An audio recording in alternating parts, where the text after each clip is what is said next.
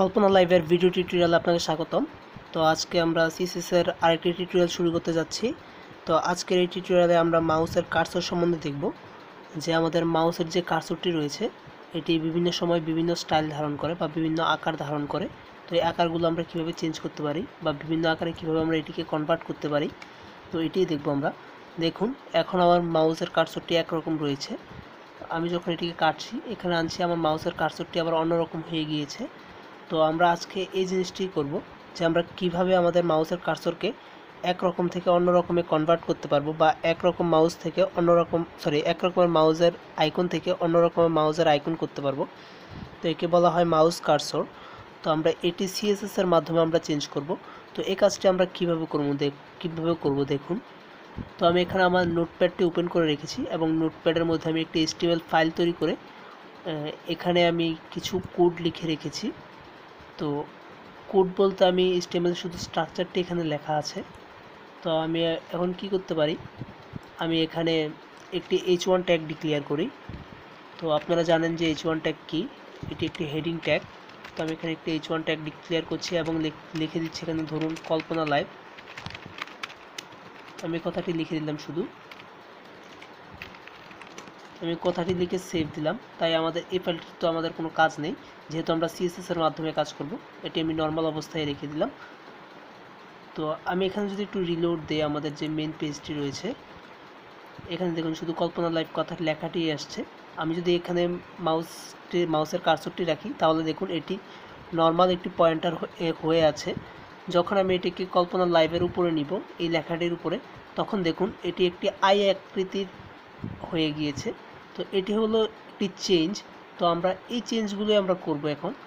তো দেখুন আমরা কিভাবে করতে পারি। তো এখানে আমি একটি সিএসএস ফাইলও রয়েছে আমার। তো সিএসএস ফাইলটি আমার HTML ফাইলের সাথে লিঙ্ক আপ করা ছিল। তো আমি এখন সিএসএস ফাইলের মধ্যে লিখছি। ধরুন আমি h1 যে লেখাটি রয়েছে, এখানে যদি আমাদের মাউসের কার্সর যায়, তাহলে আমাদের কি পরিবর্তনটি আসবে।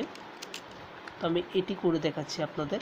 দেখুন, তো আমরা এখানে এখন সিএসএস এর কোডগুলো লিখব। প্রথমে আমি একটি আইডেন্টিফায়ার ডিক্লেয়ার করে নিলাম, যে h1 এর মাধ্যমে সে h1 কে ডিক্লেয়ার করেছে।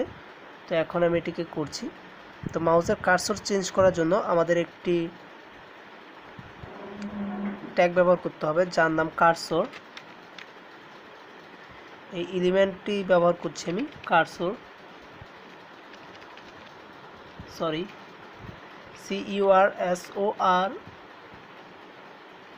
এটি হলো কার্সরের ফুল ফর্ম। তো আমি লিখলাম কার্সর।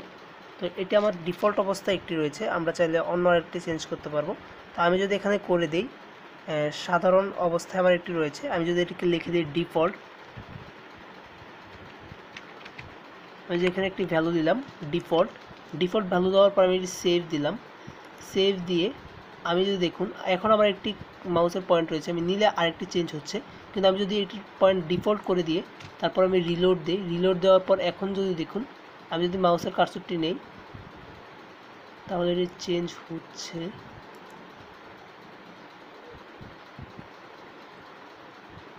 সরি, আমি কার্সর বানানটি একটু ভুল লিখেছিলাম, CUR কার্সর।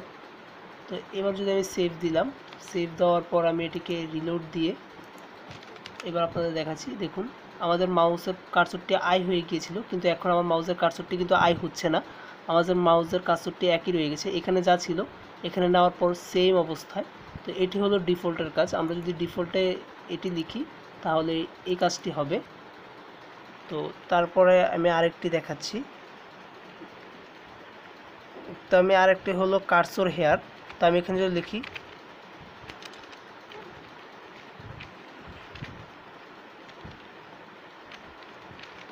আমি এখানে লিখলাম কার্সর হেয়ার। তো এই কথাটি লেখার পর আমি সেভ দিলাম। সেভ দেওয়ার পর আমি যদি এটিকে রিলোড দিই, তাহলে দেখুন এখন এক অবস্থায় রয়েছে। যদি আমি এটা এখানে নেই, তো এখানে আরেকটি অবস্থা ধারণ করছে, এটিকে বলা হয় কার্সর হেয়ার। কিন্তু আমাদের যে কাজগুলো রয়েছে, আমরা যে লেখাগুলো রয়েছে, সব একই রকম কাজ করবে। আপনি যদি কার্সর হেয়ার ব্যবহার করতে চান, তাহলে এভাবে ব্যবহার করতে পারেন। দেখুন, এখন যদি আমি লেখাটির মধ্যে নেই, তাহলে আমার আইকনটি চেঞ্জ হচ্ছে। এটি হলো পরিবর্তন। তো আমরা এভাবে পরিবর্তন করতে পারি কার্সর হেয়ার। তো আমরা দুটি দেখলাম, এরপর আমরা আরেকটি দেখি। তো আচ্ছা, আমি একটু স্পেস দিয়ে দিচ্ছি যাতে বারবার না কাটতে হয়।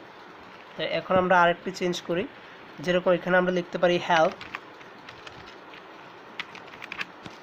আমরা যদি এখানে হেল্প লিখে তারপর একটি রিলোড দিই তাহলে দেখুন কী পরিবর্তন হচ্ছে। আচ্ছা আমি একটু জুম করে নিই আপনাদের সুবিধার জন্য।